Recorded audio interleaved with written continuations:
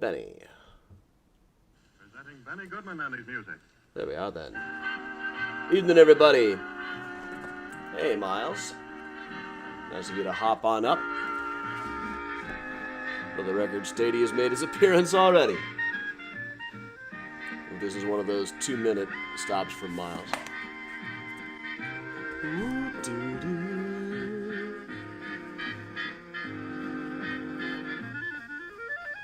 Evening, everybody. Hey, Martin. Hey, Jim and Karen.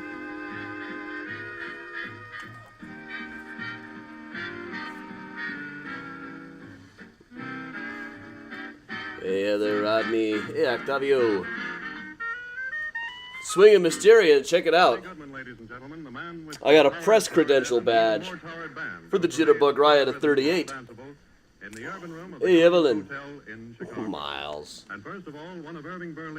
Hey, Cindy, Kathleen, hey, everybody. All and sundry.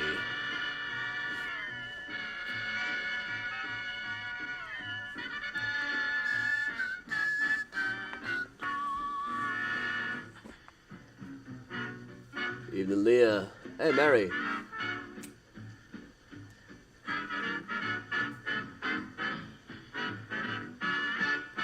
Hey, Savannah. Well, always good to have everybody. Hey, Julianne. Hey, Jeannie. Been a week. Well, let's make sure we're doing this all properly. That should help a little. My glasses are utterly filthy.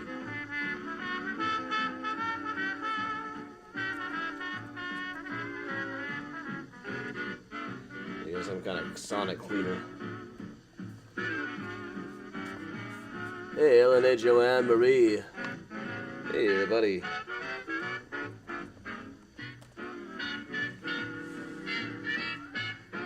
Hey, Carol, Miles, watch it, careful.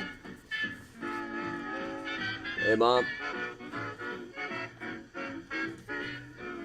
Miles.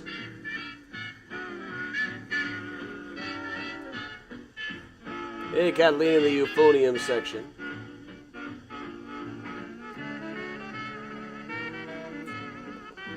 Alright, well, this might scare you down, but I am about to smoke this Manhattan.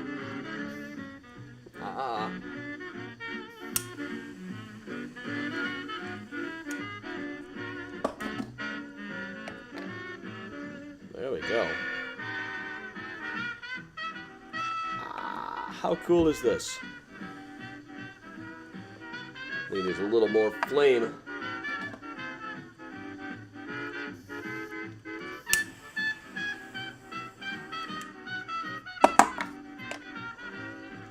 There we go. Is this right out of the gifts for him section or what?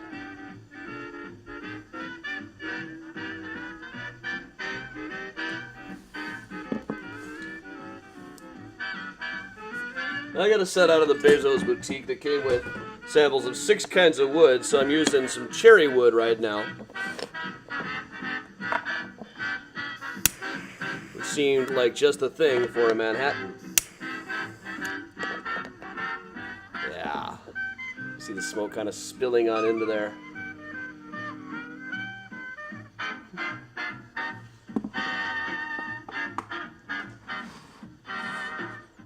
Wait, when did I blow up the apartment? Did I do that? I probably did that.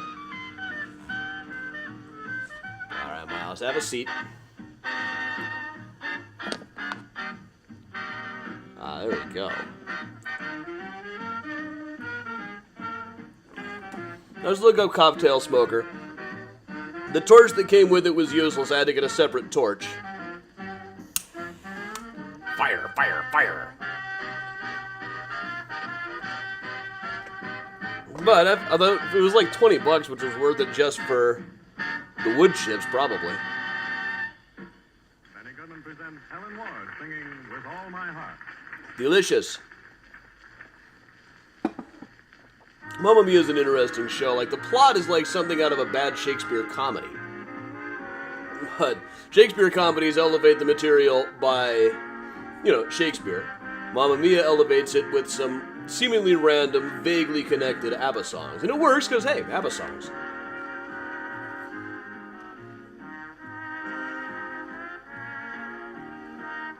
I might add a little bit too much.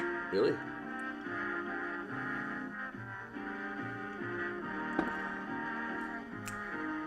Yeah, I had so many cool new things to show off to you guys. My press pass from the Swing Jamboree.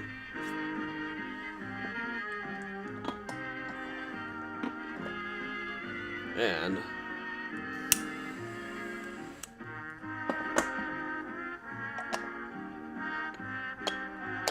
my awesome new cocktail smoker. No. The Vampire Penguin. That sounds like an interesting place.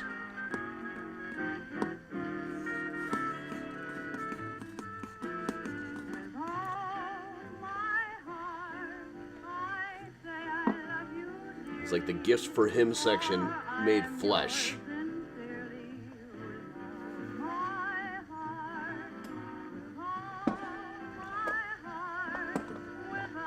I've actually probably put too much smoke into this. I thought it would be a little more subtle than that. But alright. You put the word smoke in a recipe, I probably want to eat it. I will write a song.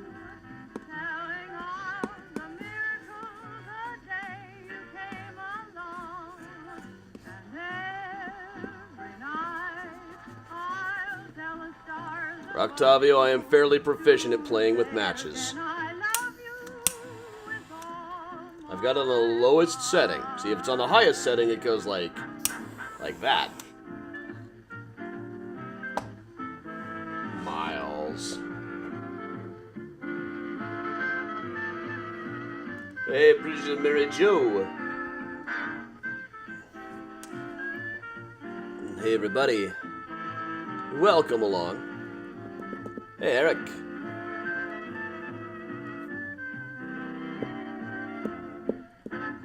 So I'm having a smoked Manhattan. Fancy.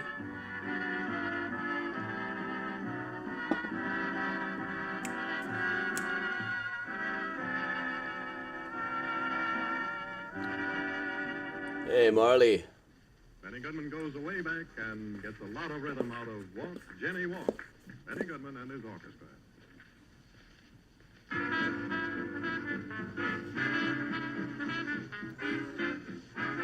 Yeah, I'm still experimenting with just how much to smoke things. I didn't feel like enough smoke was coming out those first couple of blasts. Shows what I know. Hey, Cindy.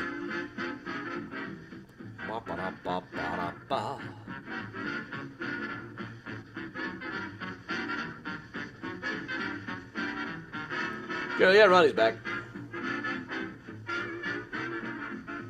Hey, Phoenix.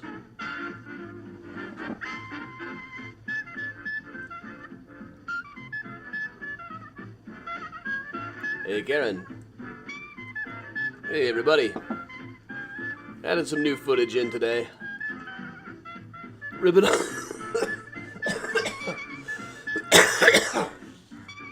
Glad you asked, Paula. This is press credentials for the Swing Jamboree at Soldier Field, coming up in August of '38. Just arrived in the mail, a 99-cent eBay purchase.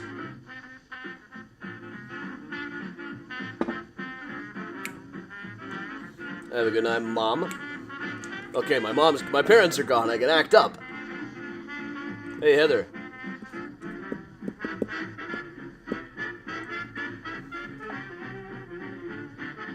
Oh, okay, Grandma's still here. I better be on my best behavior.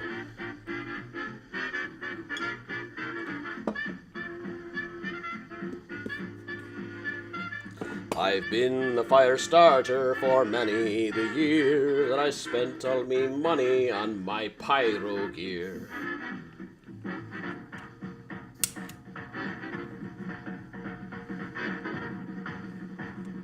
Go home to me parents, confess what I've done, and ask them to pardon their prodigy son.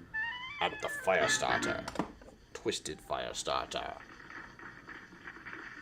And they all loved it. They all loved those bastards when they played by Benny Goodman. Nice water, that's good too. One just in the same vein. Rosetta.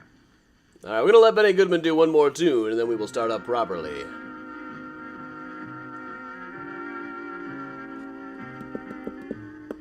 Well, Heather, you don't think the presence of my parents make much of a difference. But now that they're gone... Fart! Hey, Southside Johnny. Say hi to the Jukes.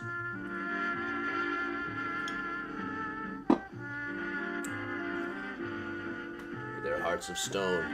I dug their album of Tom Waits covers a few years back. When in doubt, do an album of Tom Waits covers.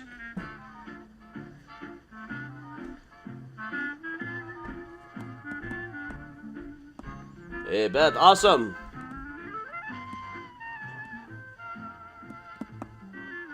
Hey, Kristen.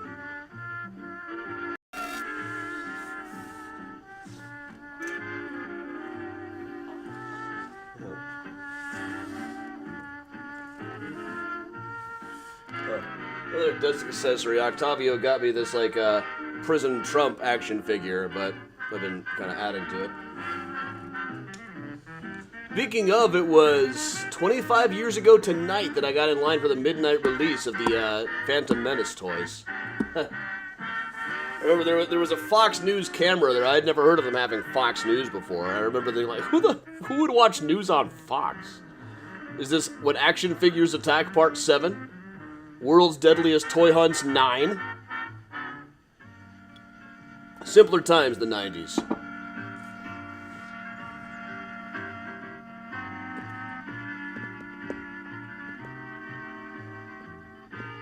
Alright, let Benny Goodman finish up this tune and we will start in properly. Welcome along, everybody. Joining me here on Mysterious Chicago.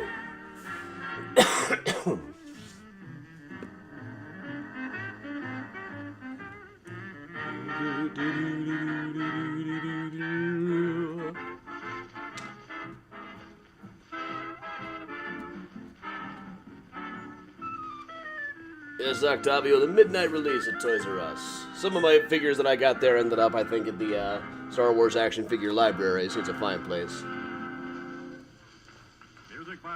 Yes, let's all reminisce about the 90s.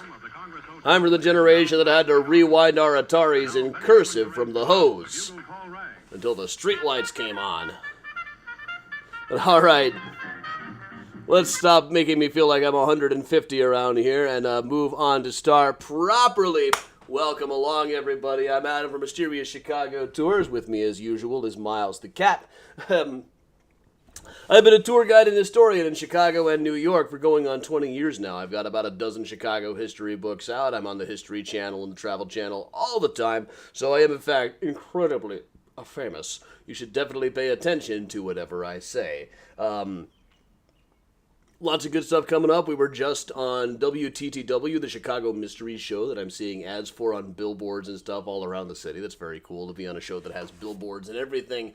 So thank you very much for joining me. Tonight, we are doing the kind of virtual tour that we can really only do as a virtual tour, because we hop around from cemetery to cemetery all over the city here, going to places that we'd never normally go to, places that there's really only one or two interesting graves, cemeteries that are far flung away from the other ones. But in virtual tours, we are not bound by things like time or space. This is one of my favorite things about doing virtual tours, is we get to do stuff that I can't do even when we've got a bus. Like, even with a bus, I very much doubt I would take many people to St. Henry's, which is technically the only graveyard in Chicago.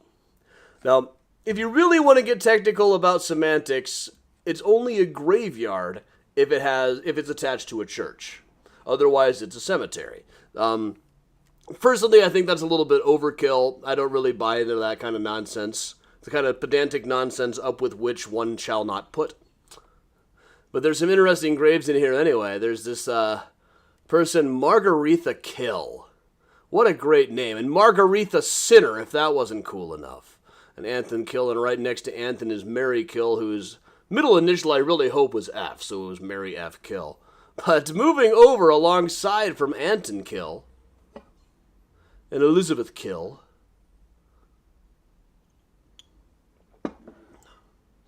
just against the tree there, is Henry Muno. Now, I know that the Rogers Park Historical Society does mention this guy on their walking tours when they go at St. Henry, but they're kind of fudging the story here. They say that he was murdered coming home from church.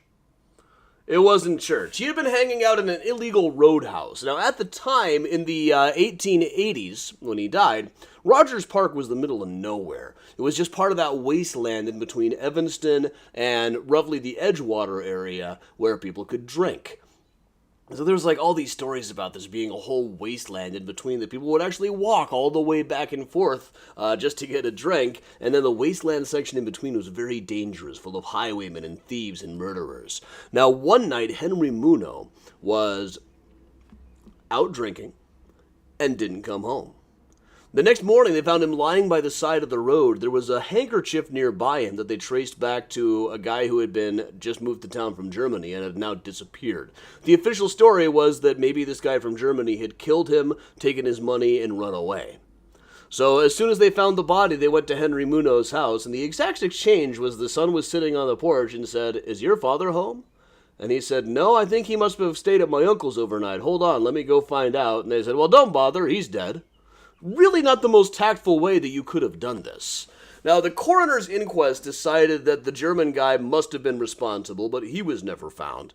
Now, there is another scenario here, I think, that he might have just come upon the body and thought, "Oh no, everybody's going to think that I did it," and run away. It's one of those things that we'll never exactly know, but Henry Muno is probably the first known murder victim from the Rogers Park vicinity. Now, technically, he lived in what we would now call West Ridge or West Rogers Park. But it's a lot easier if you live in those neighborhoods just to tell people you live in Rogers Park. Now, technically, I live in North Southwest Ridge East. North, South, East, West, all in the same house. I got that in the wrong order, didn't I? Bad 80s kid. Sorry about that. Let's move on. Over to the west. If we just proceed west down Peterson a ways, we soon come to Bohemian National Cemetery. There's another one. I would never have both of these on the same regular tour. But here's a kind of hard to read grave for Wanda Stopa. Now, Wanda Stopa was a young assistant state's attorney. Now, we've occasionally you see people make a very big deal out of her work as an assistant state's attorney, though by most accounts, most of her work was more like what a paralegal would do now. Still fairly unusual for a young woman of her age. But she got really involved in the Chicago Bohemia scene at one point. And for a while was even married to a guy who claimed to be a Russian count. Then she fell in love with another guy, a rich banker who lived nearby and who happened to be married. He put her up in an apartment in New York. She kind of became his chick on the side. But she went to Mr. Smith's place, intending to tell his wife, "Listen, I want your husband." And the husband clearly was not all that serious about this, but Wanda had become absolutely obsessed with the guy and showed up at the house planning to give her some poison candy. But then she got freaked out and shot the gardener to death, ran away, and eventually was found in a hotel where she had eaten the poison candy herself. This is one of a couple of cases in Chicago history where I know of people who died by suicide via candy, which is one way to go. But the story was such a big deal. She lived over in approximately the Little Poland neighborhood around Chicago, Ashland, and Division. This is a picture of the funeral. Just what a big story this was at the time. It's amazing that there's really only one photograph of her that comes up. Even though she was a young career woman. But just nearby her at Bohemian National, another one that I doubt was on the tour they did last weekend. I hear that they're starting to do tours here again now.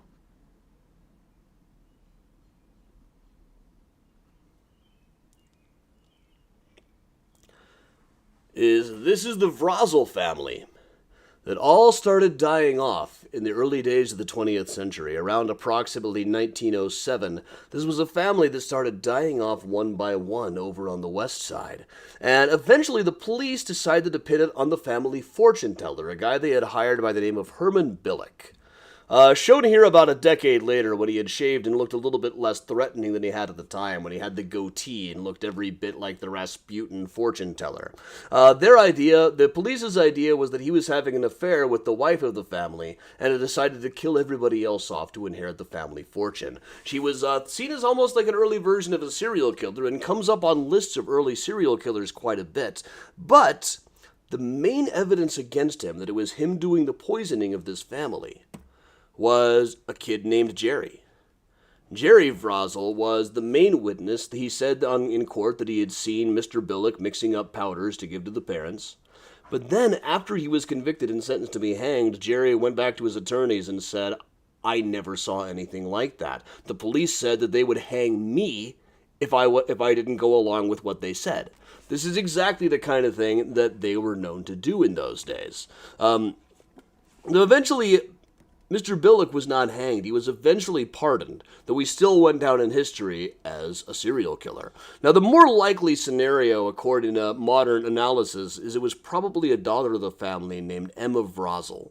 She was probably the person in the best position to have been the actual killer at the time. She's the one who benefited the most from it, the one who had the motive and the opportunity throughout. All of this has been covered in much more detail in a book called Poisoned by Steve Shukas. You can get this one wherever books are orderable.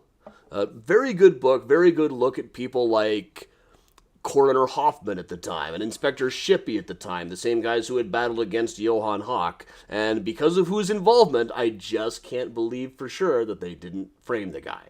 Not that I think he was innocent, he was guilty, but that doesn't mean they wouldn't have tried to frame him anyway. But let's move over a little bit to Graceland. This one, I don't think I've ever used this. I've occasionally brought this guy up on the walking tour. But it's a peripheral connection to one of the biggest cases of the 1860s. This is a lawyer by the name of Lewis H. Davis. Now, one day a young woman named Mary Harris came into his office and told a long story about how there was a man who had been courting her ever since she was 13. We would now use the term grooming. He'd been writing her letters and gotten engaged to her, but then he moved to Washington, D.C. and got another job and apparently found another woman that he liked better. So he had sent her a letter saying, meet me at this address in Chicago. She went there and found that it was a house of ill repute and became convinced that what he was trying to do was lure her to that place so he could come and say, I found you in this house of ill repute, and have an excuse to break off his engagement with her. But he did break off the engagement. He married someone else in Washington, D.C., or became engaged to someone else. So she went to the lawyer's office, lawyer Lewis H. Davis, and told him the whole story and said, I want to sue this guy for breach of promise. So Davis, the lawyer, told her, forget it. He didn't ruin you. You can really just get on with your life. That's what I would recommend. He's gone. Nobody ever wins these breach of promise suits. Even people who hired Abraham Lincoln to represent him in breach of promise suits didn't win. I would say just forget it and move on. So she agreed she would not go after him in court. Instead, she went to Washington, D.C. and shot the guy to death. This became one of the more sensational stories of 1865, because in 1865 in D.C. there were two major trials. One was Mary Surratt, who owned the house where the Lincoln conspirators had met, and was eventually convicted and sentenced to be hanged in a highly controversial move. The other was Mary Harris, who was on trial for murdering her ex-fiancé, who had been grooming her since she was 13, at least according to her story. But she was eventually acquitted. She was found not guilty by reason of temporary insanity, which in some accounts and in some metrics is the first time that had ever really happened. I know I've done this occasionally on the walking tours. I just added it into the virtual one tonight. Also, one that we can do on the supersized tour, which is another one of those is coming up on the 18th. 25th anniversary of the day that I got in line for Phantom Menace. But here we have the Carter Harrison monument, and behind it, Lavinia Lane, the Graceland witch, who was accused of having hauled dead bodies out of her mausoleum to boil in her kitchen, shortly after she beat the hell out of a judge. But right in front of her, close enough that I thought it was just all part of the same family plot, is the monument to Carter Harrison. Carter Harrison was mayor of Chicago over the course of several terms in the late 19th century, even though the Chicago Journal said that he was so weak on crime, so soft on crime, as we'd now say, that thugs would be flocking to Chicago from every quarter. Carter Harrison's nomination the primary cause. Criminals alive to the prospects of a wide-open town. Police powerless against the lawless crowds. So, they said that if Carter Harrison was elected mayor again right before the World's Fair opened up, all hell would break loose in Chicago. And it didn't really. Crime was not nearly as bad during the World's Fair as people would have expected, especially given the fact that pickpockets had all made deals with the cops. The very same day that they published that very article about how crime was about to explode, though, the Chicago Tribune published Hidden Secret Rooms, their first major article about H.H. Holmes.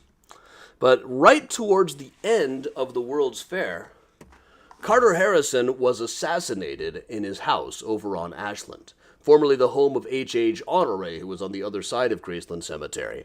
A crank by the name of Patrick Prendergast had it in his head that Harrison was going to make him corporation counsel.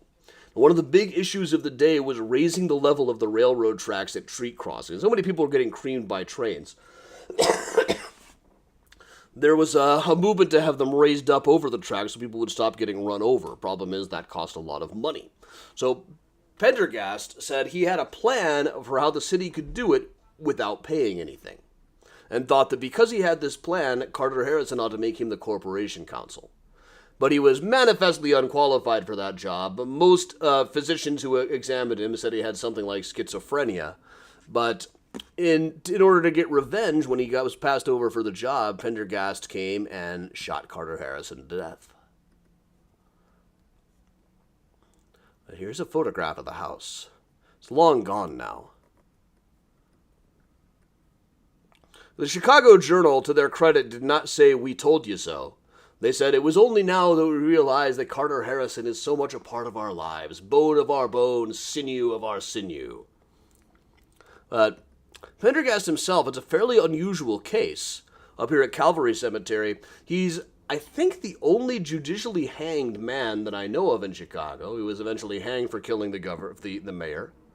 It was generally agreed if he had killed anybody else, it probably would have been found insane. But since he killed the mayor, something had to be done. So he was hanged and buried here in a marked grave at Calvary Cemetery. Very unusual to see a marked grave in this situation. Most of the people who were hanged and buried at Calvary, and there are quite a few of the people who were hanged in Chicago were buried at Calvary. A great many of them are over in this section of Calvary, over on the south portion of it, that is largely unmarked. This is sort of the paupers section. Most of the people that I look up from around here don't have a marker. But right about this space was Pendergast's roommate, Buff Higgins, who, by no account, almost nobody seems to think this guy was guilty of the murder for which he was hanged. He was what they called a police character. He got rounded up as a pickpocket or a thief pretty regularly. And when they couldn't find somebody to pin a murder on one day, they arrested him, stripped him naked, and threw him in a cell with no food or water for a few days. Then gave him a pint of whiskey to drink, put a letter in front of him and said, "Okay, Buff, here's your alibi statement, just sign this." It was actually a confession. And he was hanged on the basis of that, even though he couldn't actually read to begin with. Didn't have good enough representation to get him off of the hook. All of this comes from Judge Goggins' version of the story. It's the kind of thing the police were just known to do in those days. Similarly, the very same section is one of the guys who was executed under the name the Trunk Murderers, Giovanni Azzari. He was one of a few Italian immigrants who was arrested in 1885. A dead body had been mailed to Pittsburgh. It was found inside of a trunk with his throat cut. They traced it back to Chicago and decided to pin it on three men who came to be known as the Trunk Murderers. Though they didn't really speak English, there was nobody on the police force who really spoke Italian at the time. He was defended in court by Kate Kane Rossi, who was the only woman and lawyer in Chicago at the time by most accounts, and tended to take cases of people who couldn't get anybody else. By most accounts, a good lawyer, but Also once assaulted a police officer with an umbrella, had made some comments in court when going against black lawyers that really do not deserve to be repeated. But the three Trunk murders were hanged despite a general lack of evidence against them. They didn't have a better suspect, so they went with them. This also was written up in a book fairly recently, Elizabeth Dale's The Chicago Trunk Murder, which looks into the broader sociological implications of what was going on at the time. But he is now buried. I believe all three of them were buried around here, but it's difficult to tell exactly, even when you have a search function. Nobody ever seems to spell their name the same way twice in those days. While we're on the subject of police misconduct, might as well go and see Inspector Shippey. Later Chief of Police Shippey. George M. Shippey. An inspector known for unorthodox methods, to say the least. But here he is. This is just quite a photo here. Inspector Shippey over there on the left, along with Detective Loftus, Johann Hawk, the serial killer, and Coroner Hoffman, who would later be thrown into his own jail when he was sheriff. He was so corrupt. I just feel like this is the Village People, honestly. We've got all the mustaches. We've got the cop, the coroner, the detective, everybody in their respective uniforms. He did, in fact, have to be a macho man. But GM Shippey was an interesting case. There was a guy, one time a body washed ashore, a guy by the name of Cellophini's body, stabbed multiple times. Nobody could figure out who did it. Inspector Shippey rented a horse named Giuseppe to try to figure out the horse had apparently been rented by Cellophini once. He thought maybe magically if he rented the same horse, it would take him to the murderer. Didn't work. Now, the story went, it was reported in several papers days later that he had Cellophini's body propped up in the reception vault at Mount Carmel Cemetery with its finger extended so he could bring in all of the suspects one after the other to look at the corpse pointing at them, hoping it would scare somebody into confessing, which didn't work. But a couple of years later, he became chief of police, by which time he was living here on North Hudson near Lincoln Park. We'll just kind of walk up to his house.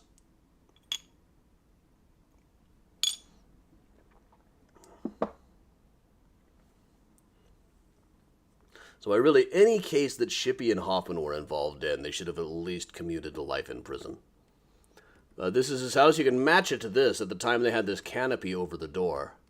But you can see it's the same house, the same place next door. But here it appears today, and if you zoom in, you can see there's a little plaque there, right next to the banister of the staircase. And if you move in, it is a plaque in memory of Lazarus Averbach, who emigrated from Russia in 1908 and died here shortly thereafter. Now, Lazarus Averbach was a young man working in a factory, and exactly what he wanted when he came to Chief Shippey's house is unknown. It was a custom where he came from to have a letter of good character from the chief of police if you went to another city to look for work. But Lazarus Averbach showed up. All that Shippey saw was he looked like he was Jewish and therefore probably an anarchist, so he shot him to death. Now, it is entirely possible that Shippey was already feeling the effects of dementia that he was suffering, that he would die from a few years later. He never spent another day in uniform after this. It was quickly reasoned that it was probably a case of self-defense. Averbach had help from... His sister had contacted people like Jane Addams and Emil Hirsch, the rabbi, who helped try to keep the case open, but they just didn't really have the resources to fight.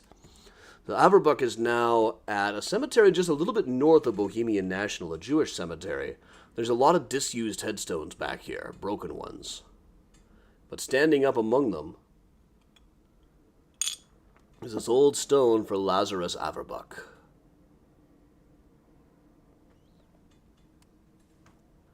They spelled his name as Jerome here.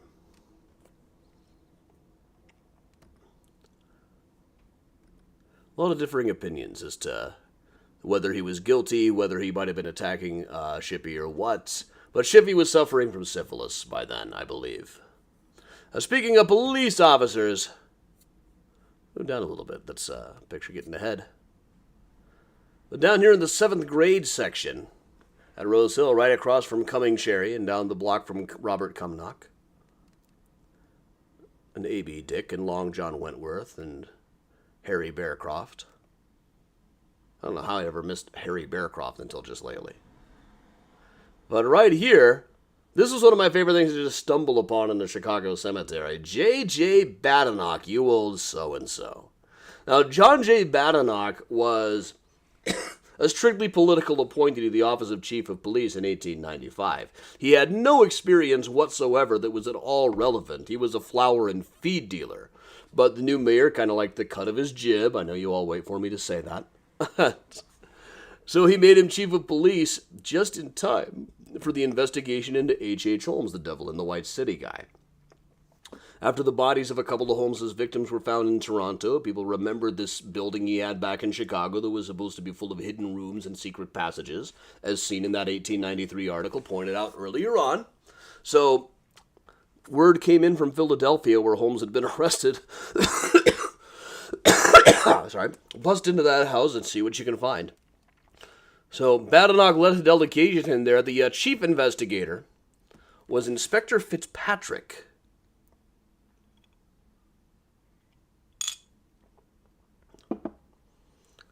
who happens to be fairly near Mrs. O'Leary down at Mount Olivet Cemetery. We've covered Inspector Fitzpatrick a few times. Holmes himself at one point reportedly said Inspector Fitzpatrick is making a fool of himself.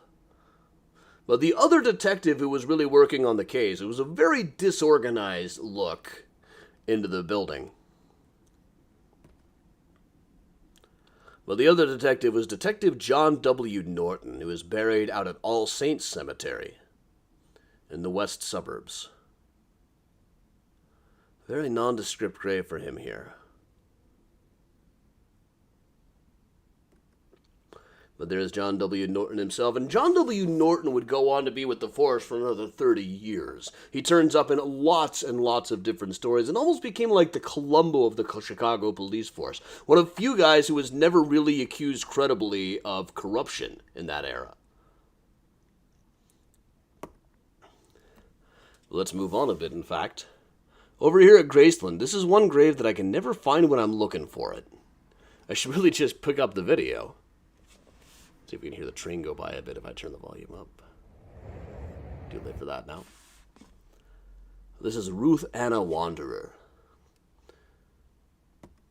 Ruth Anna Wanderer was married to a guy named Carl Wanderer, who I bring up quite a bit. One day, Carl and Ruth were walking home from the movies. A drifter jumped out from behind the bushes, pulled out a gun and said, "Give me all your money." Wanderer pulled out a gun of his own and shot the drifter to death, then turned to the side and shot Ruth to death as well. And for a couple of days, newspapers acted like this poor hero had lost his wife while trying to defend her. But it was really Detective Sergeant John W. Norton who figured out that there was something weird here. He talked to Carl for a while and, acted like he was his buddy, but said, "Now, Carl, there's just one more thing I don't understand. How come you and the drifter had the same model of gun?" And gradually it came out. The Wanderer had hired this guy to pretend to rob them so that Carl could shoot the drifter to death and look like a hero. The drifter had not planned for the being shot to death part. He thought he was just going to get punched in the face. Well, Norton would come up all over the place, all up into the Capone era when he became the chief detective. Let's see. Oh, right. I just saw the last name in my deck. I forgot which grave section this was.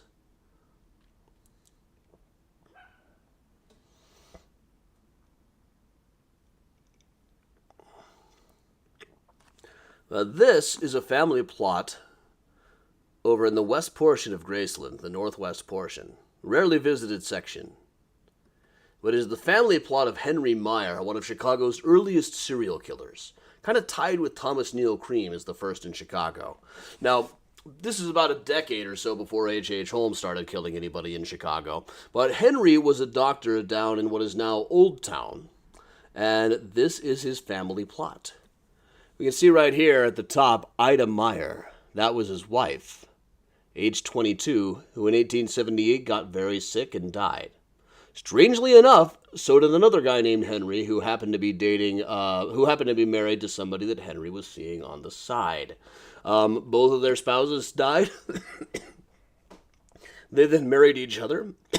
Ida was disinterred sometime later, and it was also noted that several of the children died as well. That wasn't necessarily unusual at the time. There's just one thing here, that one of the kids was buried the same day that they died, and that is fairly unusual. There was some suspicion in a couple of these cases, too. But eventually, Henry broke off from the new wife that he had married somebody else, and embarked on a career where she would pretend to marry guys to get their insurance money after Henry killed them. And who knows how many times they even did this. They were eventually caught and brought to trial in New York. Middle of the trial, one of the jurors went insane. You can see him having a fit here, going into insanity. That meant they had to redo the trial altogether. Henry was sentenced to a term in Sing Sing prison, but somehow or another he got out. There's still some paperwork on this I haven't been able to get a hold of. But Henry moved back to the old neighborhood in Chicago and started getting the same scam going again. He recruited a couple of young women to try to do the same scam of marrying a guy for the insurance money, and even wrote them a letter saying, "We evildoers love night and hate daylight." He was eventually arrested again, probably died in the jail in Joliet, but I'm not really sure. Where can we go from here? Where do we go from here? Let's cover this briefly. This is Reinhard Schwimmer, a victim of the St. Valentine's Day Massacre, who was right by the fence at Rose Hill Cemetery. That was when 7 guys affiliated with the Bugs Moran gang were lined up against a wall and shot. Yes, Eleanor, Sing Sing was in New York. He was captured there.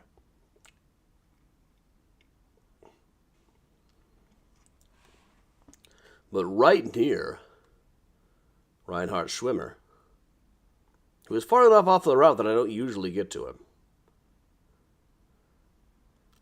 Right nearby, one that I usually do go to on the walking tours, is this nondescript grave for Catherine Evans. She was an actress who had the first line on stage the night that Abraham Lincoln was shot. Catherine Evans was an actress. She played Mrs. Sharp in Our American Cousin at Ford's Theater. So she wouldn't actually see the shot go off. I should probably do it. Didn't actually see the shot go off. She was backstage at the time. But she came out of the stage and said that she saw Lincoln slumped over, with a smile still on his face. Number of connections to the Lincoln assassination here in Chicago. In fact, Mrs. Lincoln threatened to bury him in Chicago, probably meant Rose Hill, that being the only Chicago cemetery she really would have known about at the time. But there's also, back at Graceland Cemetery, Lincoln wasn't the only target that night. The other conspirators who would be meeting at Mrs. Surratt's house also planned to kill the Secretary of State, Vice President Johnson. And here at Graceland is a fairly nondescript grave for John Wilson, who was one of the doctors who attended Seward, the Secretary of State, who was stabbed very nearly to death. It was generally thought at first that he was not going to survive all of the knife wounds, but somehow or another Wilson ended up becoming in possession of the knife that had been used against Seward, and Seward did in fact survive. Now this is John Wilson, just fairly nearby at Graceland is James Wilson.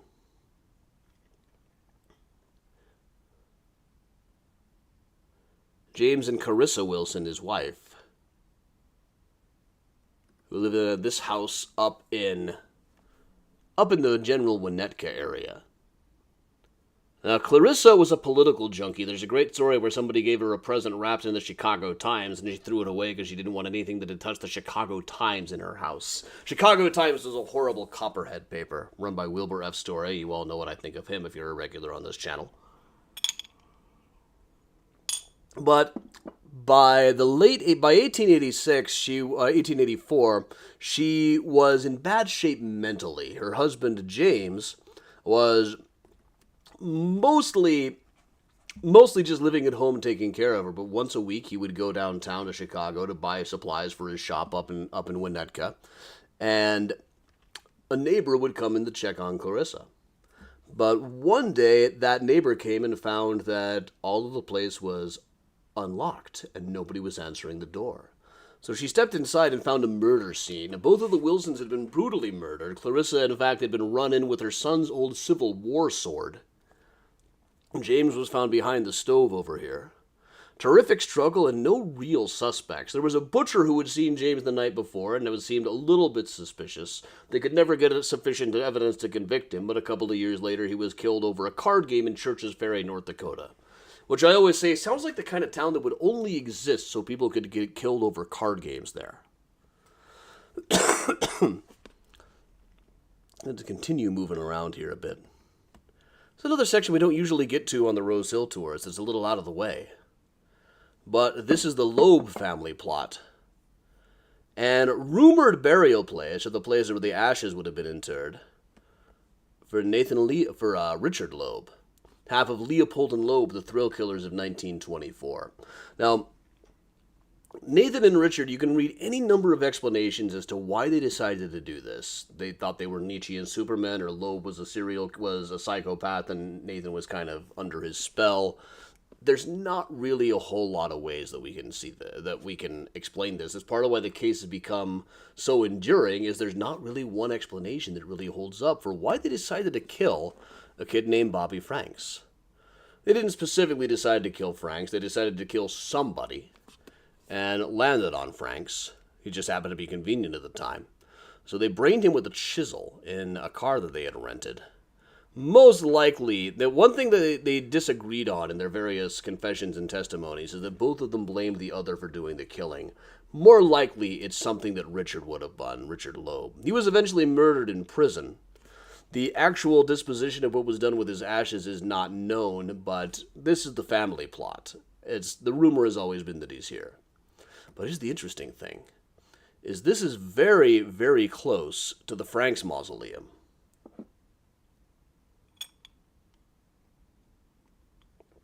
I'll just show by example how close here.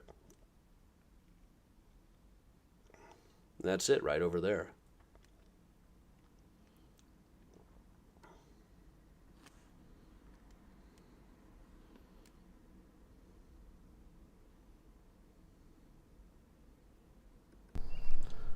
Move up a little bit closer here. And Nathan eventually visited the Loeb family plot after he got out of prison.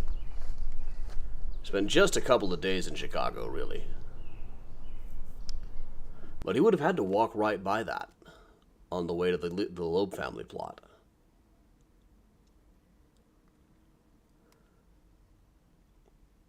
All right, where am I in time here? We ought to cover a couple of our bigger gangsters, shouldn't we? So here at Mount Carmel Cemetery, most of the best gangsters ended up in Mount Carmel.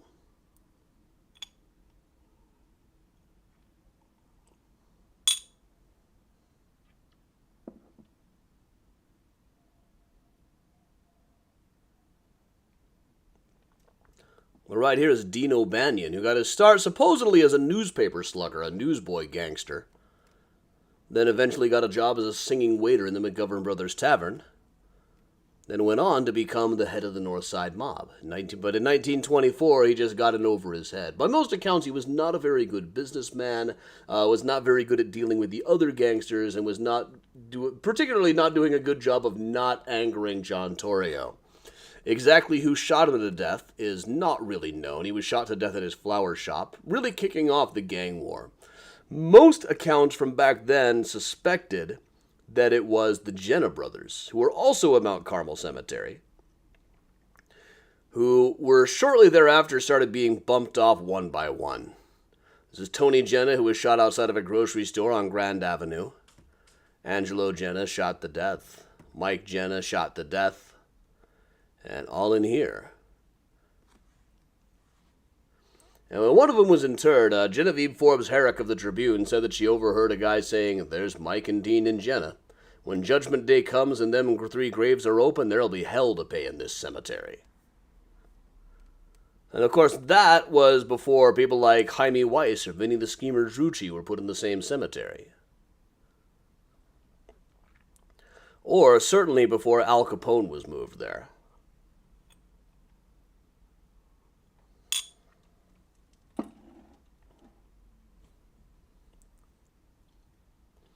Initially buried at Mount Olivet, but now there's a family plot over there. Family shot. Elsewhere in the plot is Ralph Capone, in fact. Now, this is Detective Sergeant John Norton after raiding Ralph Capone's house. They found that they had guns hidden everywhere. They had guns that were being used as curtain rods, secret passages and hidden chambers for hiding stuff all over the place. You have to wonder if his mind flashed back to 30 years earlier when he was investigating the H.H. Holmes murder castle. So he almost would have had to be, wouldn't he? We'll veer out of Chicago a little bit for this one, just because it's so interesting. Way out in Garden Prairie, out by Rockford. It's the grave of a guy by the name of Daniel Stott, which actually has a murderer fingered on the gravestone. It says here, Daniel Stott, poisoned by his wife and Dr. Cream. That's Dr. Thomas Neal Cream, who was roughly tied with Henry Meyer for Chicago's first known serial killer. He was generally more known in England, where he was eventually executed. He had been performing abortions on young women and giving them painkillers that were laced with serious poisons. That was his usual MO. He was known to have done it once in Chicago, though nobody took notice of it at the time, a woman named Alice Montgomery, who strangely was not connected to Montgomery right away. But he also fell in love with a woman out in Garden Prairie and decided that they would have to murder her husband.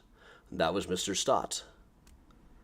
Though he was eventually jailed from this for a while, he was eventually released. His brother managed to pull some strings and get him out, so he moved back to UK and started poisoning people again.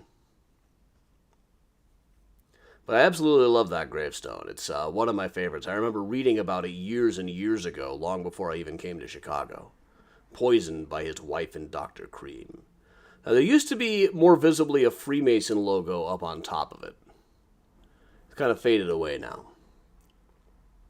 But while we're talking about serial killer graves, I really do have to cover Johann Hawk.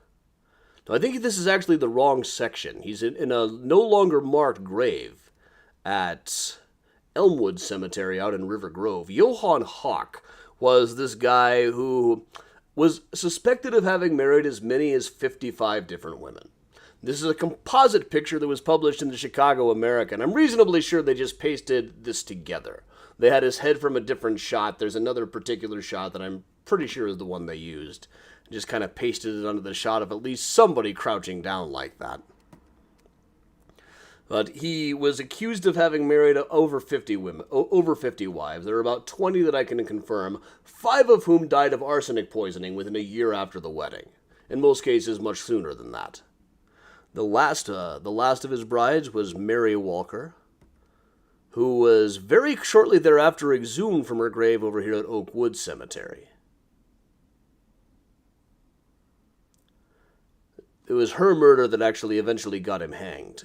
Her body was found to contain 7.6 grains of arsenic in the stomach, which is enough to kill several people. One strange thing, though, is a couple of people who testified said that if that must have been added after death, because otherwise the stomach would be in far worse shape. It's not inconceivable that Hoffman and Shippey planted that arsenic in the stomach after the body was disinterred. But more persuasive, they didn't really get into this in the papers much, but you can see it in the trial transcripts. The arsenic that killed her wasn't something she ate, it was probably administered via enema. They didn't really get into that too much in the press. There's even a picture of the body being exhumed here.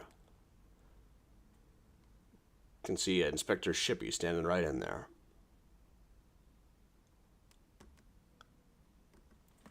We'll move on a bit.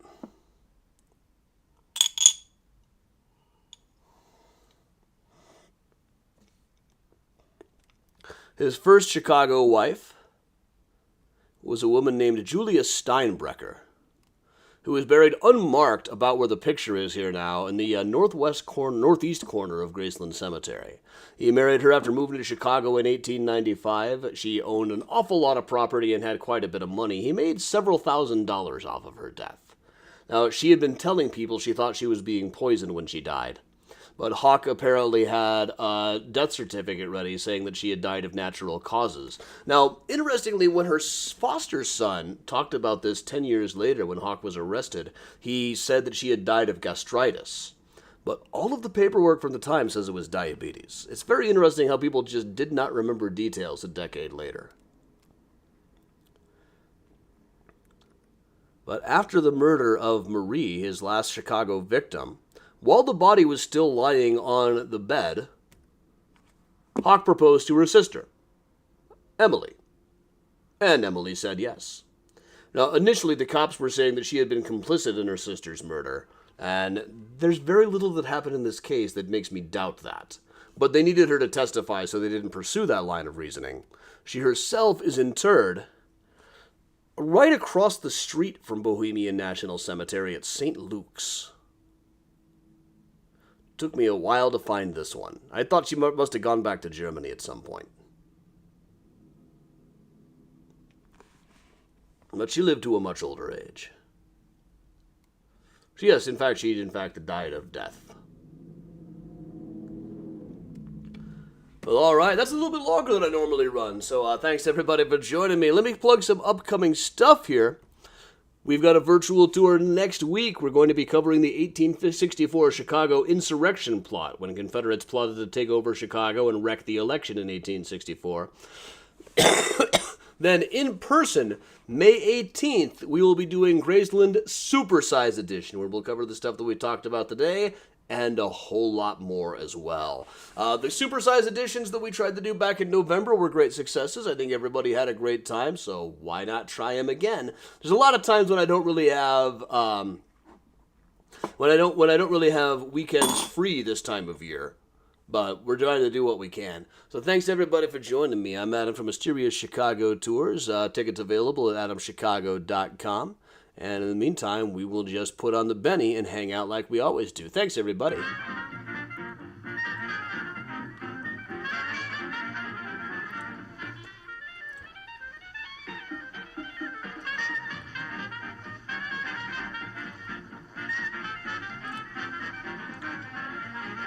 Cherries. Good evening to you, Cindy. Thanks, Octavio. Eleanor, I appreciate that. Yes, that's kind of what keeps these things going. I mean, I don't expect a ton of donations these days. I have other competition that we didn't like when we started this stuff. But it does keep it going. Thank you, Cindy. Thunderstorm, we had one earlier here. Or at least a good rain, anyway. I didn't hear that much thunder.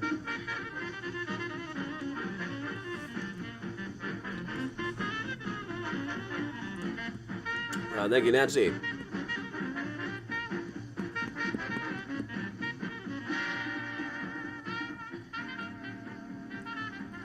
James, you missed it. The drink of choice tonight was a smoked Manhattan. So I got this cocktail smoker.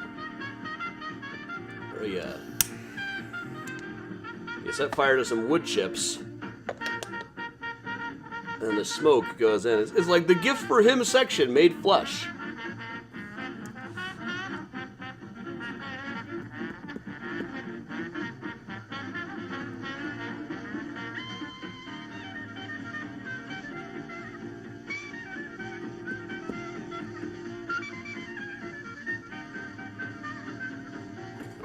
Yes.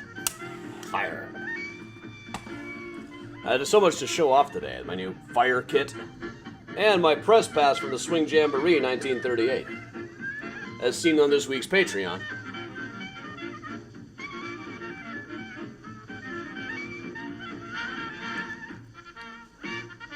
Okay, see if you asked Johann Hogg if he could make it rain. In fact, yeah, once when he was One of the days that his sentence was, he got a reprieve. He woke up thinking he was being hanged that day, and it was raining. He said, "The heavens weep for Johann."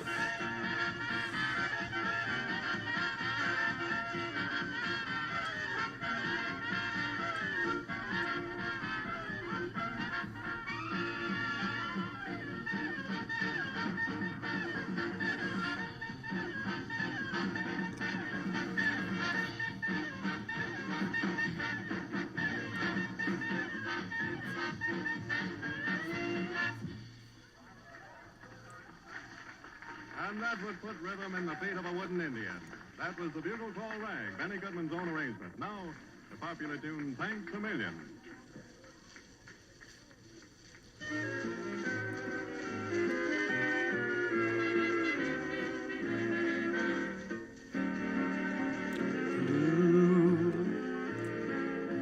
Glad to have you back, Savannah.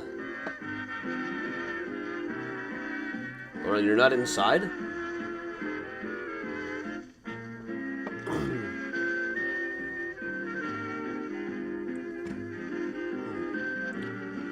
Heidi, Miles was on the table for quite a while. Miles is presently on the couch. He came up a lot at the beginning. If I go pet him right now, he will come back, I imagine. Nancy, yes, we are definitely doing Find a Grave tomorrow.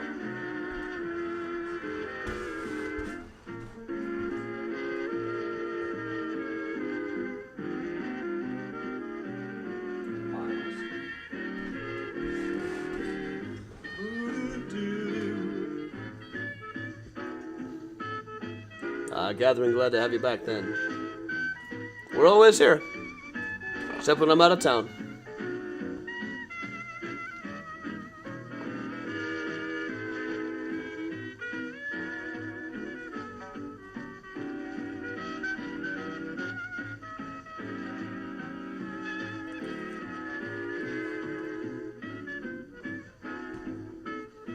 See, here he comes.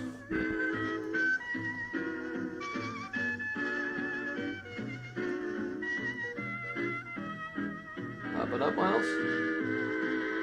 There you go. Stand up for me. You stand. Your cat stand. Down Harlem Way, they're all trucking. And here's Helen Ward to tell you all about it. Good night, Jeannie.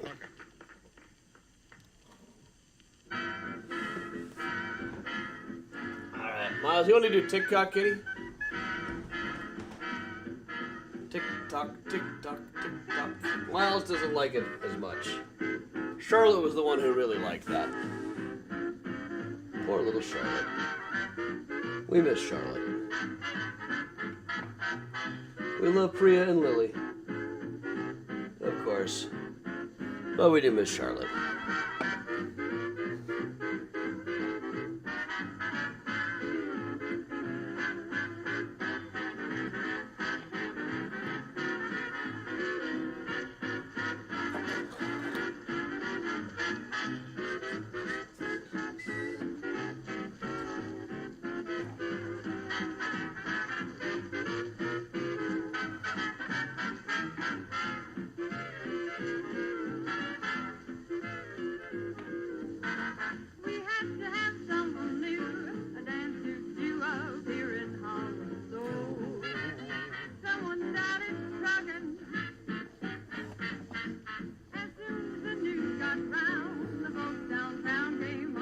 That's a good idea. Toast to all of our dearly departed fur babies.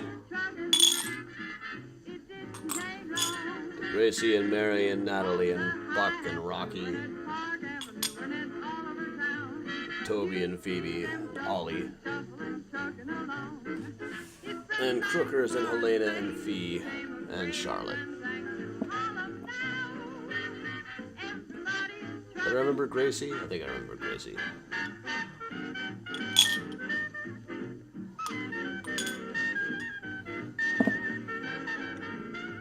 H.H. Holmes' daughter put a thing in her will saying that she wanted books about animals for the local library with a bookplate saying from the names of all of her old pets.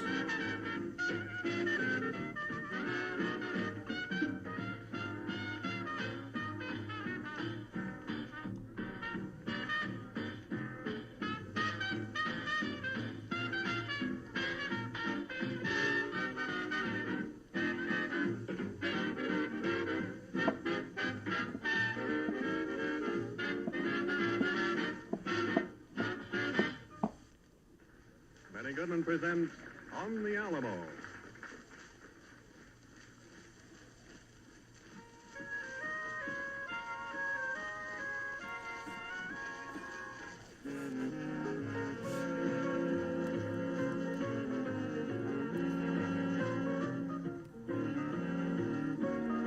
Thanks everybody for joining me. Thanks to all of you who are kicking in donations.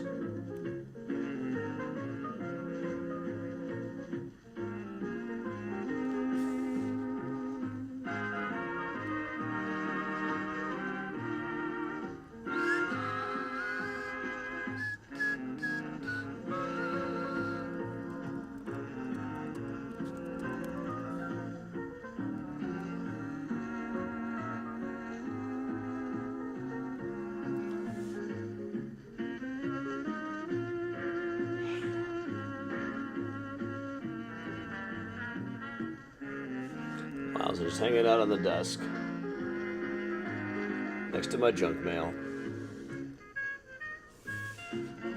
Let's not be too somber. For God's sakes, let us sit above the ground and tell sad stories of the death of kings. Eric, yeah, we have, Priya is not as camera happy, and Lily definitely is not. Lily likes strangers better. Lily is my mother-in-law's cat that we took in about a year ago now.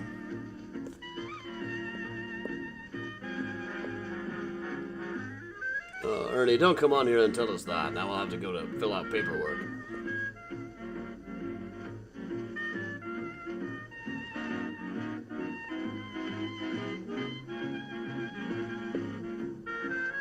Thank you, Lynn.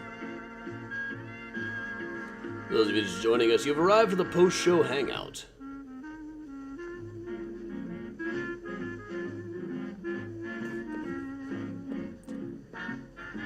Ernie, your best bet really is to inform the authorities. I'm not here to give you I deal with old-timey crimes. The kind of things that they could get away with back then, you'd never get away with now. Quick lime doesn't really work.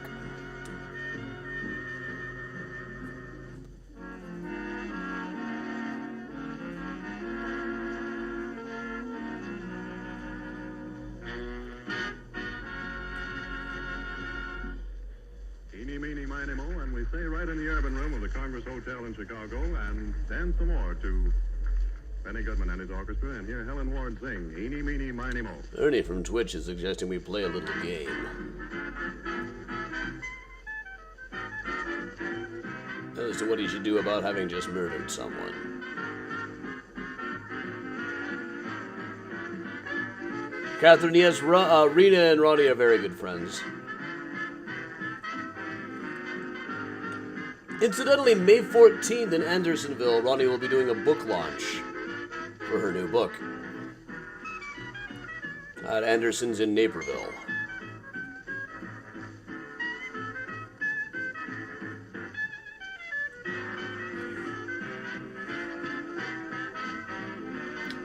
No, Ernie, I'm pretty awful at twerking.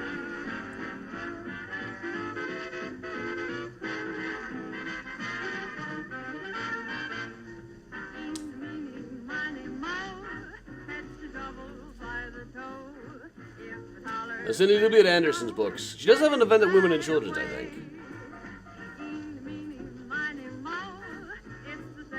Well, Ernie, I'll just have to live with that.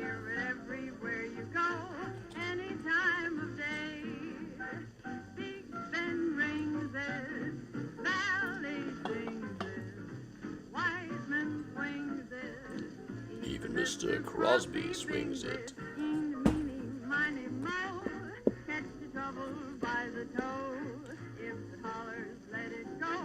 Let it fly away. Alright, remember to be yourself, Bob. Have a good night.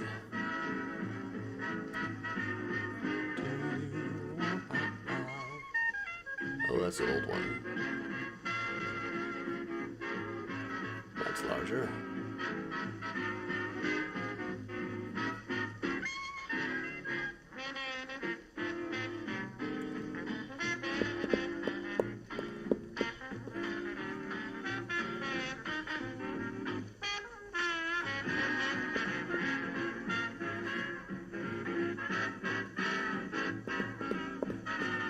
Yeah, Bob, you know, there are people I think should stop being themselves and go find somebody else to be.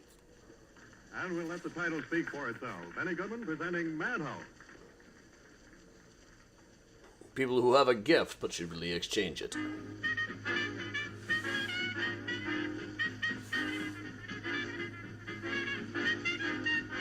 As a member of the press in 1938, I have spoken. Who would I have worked for then? Maybe the Daily Times. They seem to have a lot of fun. They were the ones who hosted the Swing Jamboree. Tribune was just so stuffy in those days.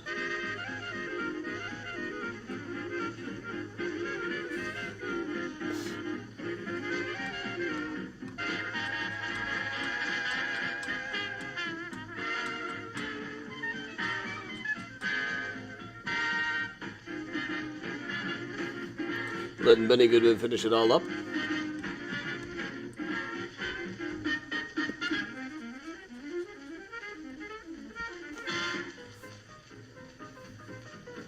Any good albums coming out at midnight? It's been a busy couple of weeks for good albums coming out. I know a week. Ow, Miles. You want to remind me of an album? Billie Eilish isn't out for a couple of weeks yet. The Stereophonic cast recording's out next week. Maybe there'll be a single tonight. Who knows?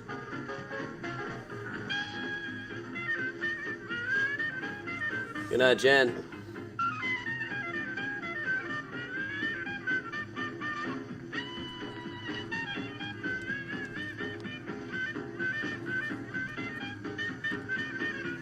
Miles.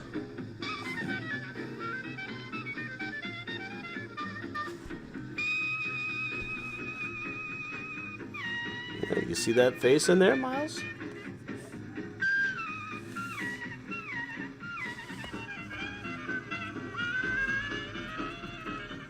Another cat getting in your way. Good night, Chris.